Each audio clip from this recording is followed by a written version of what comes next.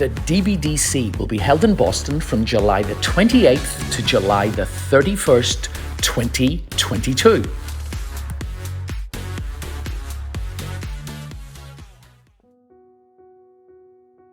Welcome back. I'm going to continue my discussion with Rita Gekhman-Algarra regarding the pro standard that happened at the recent Manhattan Dancesport. We have now come to the runners-up.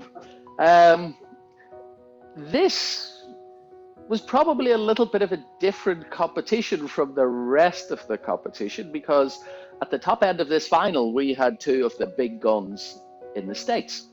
In the second place, we had Rudy and Katia.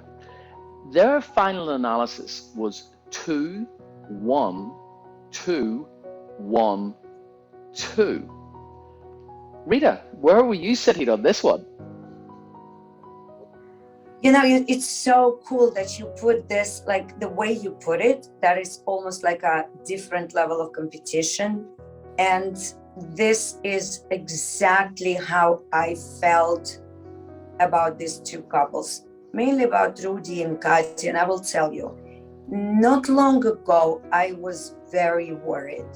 It was a couple of months ago when I was judging one of the events in Florida, where, first of all, to begin with, I'm a sucker for an amazing quality of movement. So if we would, every judging panel, and I think every standard specialist can be divided put into one of those two groups. People who is very much aware of the shapes, the top line, and basically the picture perfect line of the neck and the shoulders for the man, the gorgeous position of the woman.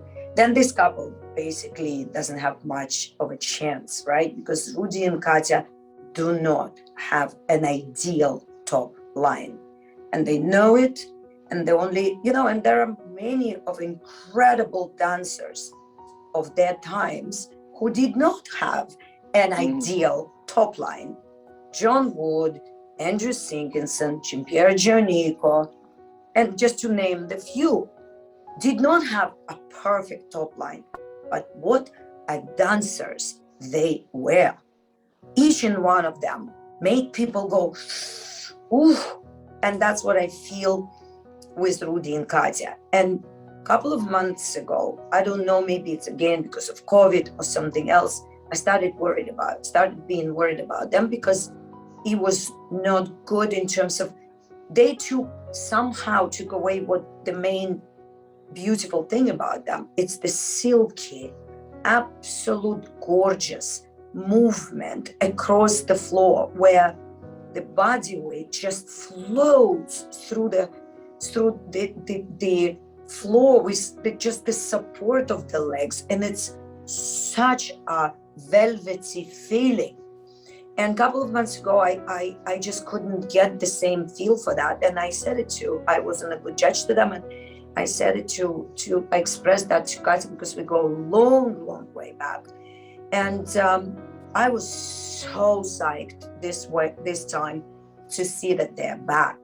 And that was just incredible quality of movement from foot to foot, the control, the release, just the silkiness. And Katia is just an incredible lady dancer, such attentive. And the difference in heights is not very normal, right? Katia is smaller than Rudy by a bit.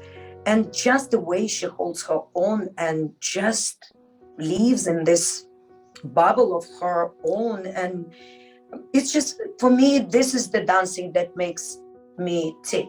That's all I can say. I definitely congratulate them for being back, thank God. And just, if everyone has their strong suits. So, sometimes people keep working on something that's never going to be ideal just because it's not. And they neglect what they have, such a wonderful asset. And like Andrew said once on a lesson with one of my students, he said, you might not have an ideal posture, but you can be an ideal frame, but you can be the smoothest of them all. And that's what it is. Rudy and Katia were the smoothest of them all. It really was interesting to see what would happen in that comp. And you know, and I tell you, the feedback about them, like what's the way I hear people talk, it goes from praising them like crazy to saying I cannot stand his top line. And I always say to people when I hear this, I say, do you actually notice something else but his top line? Because there's so much more behind them. So, and I always think if that would be the criteria, then we would be like a dog show. All the couples will stand and the judges would go and say whose top line is better. And like Michael Barr used to say, on a foot, everybody looks like a champion. It's what between the feet discovers one. Yeah. I've never heard that before, but that is right. Yeah. Rita, that's a very interesting and honest analysis there. So all we can do now is actually find out who won this great event. Guys, please don't go too far away because I'm going to be back with more from the Pro Standard at Manhattan 2021 with the wonderful Rita Gekhman-Algarra.